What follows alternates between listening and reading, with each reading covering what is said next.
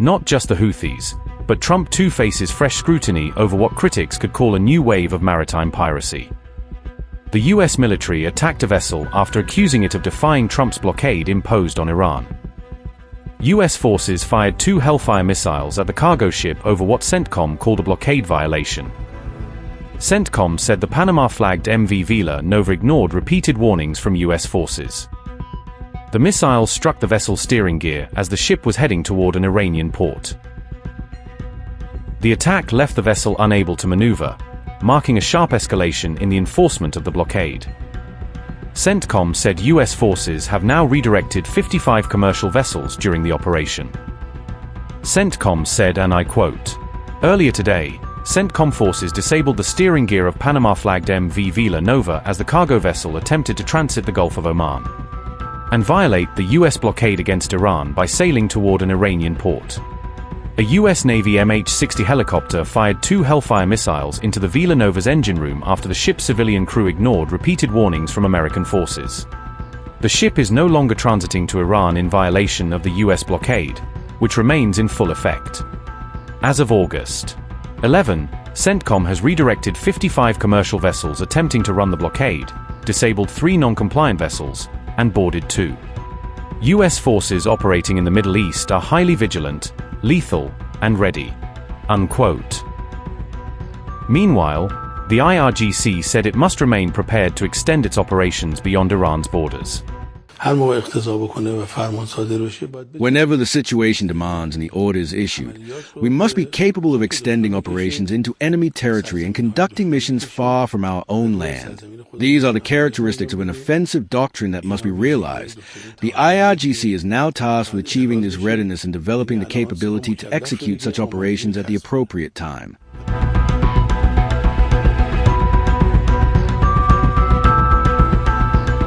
Amid the rising cost of war, the United States is reportedly facing up to $13 billion in equipment losses and facility damage from Iranian strikes across the Middle East, according to a Wall Street Journal assessment cited by multiple outlets.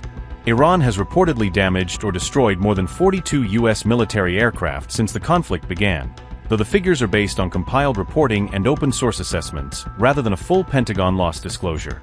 Large unmanned aircraft and fighter jets are included in this figure, with a congressional tally listing MQ-9 Reapers, KC-135 refueling aircraft, F-15ES, an F-35A, an A-10, and other U.S. airframes as damaged or lost. Details of the damage to American aircraft were reported by TASS on August 11th, citing the Wall Street Journal's calculation of Iranian strikes on U.S. facilities and military equipment across the region.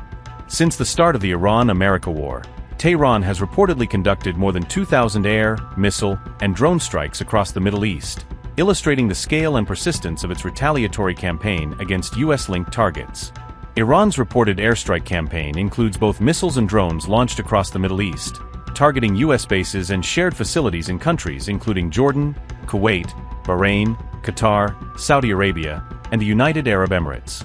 At least 20 sites in 8 countries used by the U.S. military have reportedly sustained damage from Iranian attacks, including air defense systems, radar installations, aircraft support infrastructure, living quarters, and drone shelters.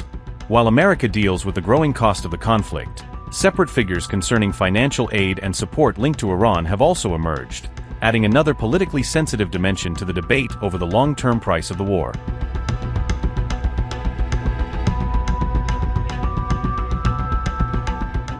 Millions of dollars in donations were reportedly collected abroad and transferred to Iran, with Foreign Minister Abbas Araghchi presenting the funds as voluntary support for communities and facilities affected by the recent war. These donations were reportedly sent to Iran both during and after the conflict, through diplomatic channels that also helped bring in medical equipment, medicines, ambulances, and other non-cash humanitarian assistance. Details of the foreign donations were reported by Iran International, citing comments from Iran's foreign minister on the scale and origins of the assistance provided from outside the country.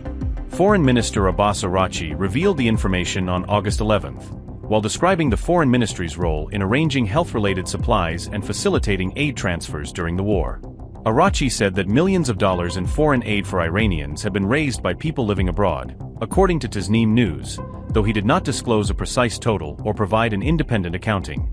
He said the final amount could be revealed later, explaining that much of the aid came from Iranian expatriates who had raised funds and collected supplies to support reconstruction and humanitarian needs at home.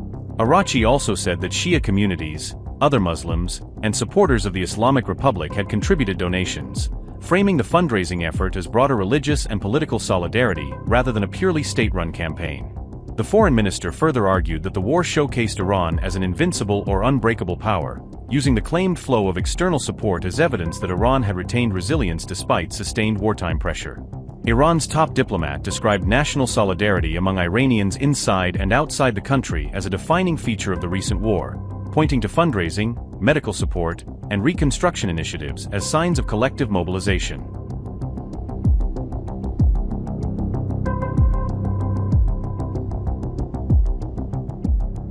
Iran's foreign minister said Tehran would launch a new campaign abroad to channel financial and material assistance toward post-war recovery, with the foreign ministry coordinating the effort alongside the health ministry. The aid campaign will focus on rebuilding a hospital in Andimeshk that Iranian officials say was more than 80% destroyed during the US-Israeli war, with part of the required reconstruction funding already reportedly secured.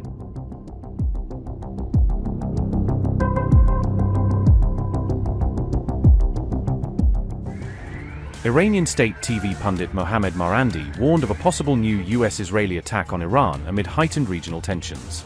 Marandi said US forces stationed in several countries across the region were mobilizing for a potential attack against Iran.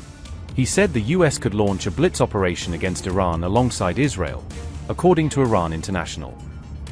Mohammad Marandi said, and I quote, "Iran is aware that the Trump regime's forces in Kuwait, the United Arab Emirates, Qatar, Saudi Arabia, Bahrain, and Jordan are mobilizing for a potential blitz attack, likely alongside Israeli forces, against the Iranian people," unquote.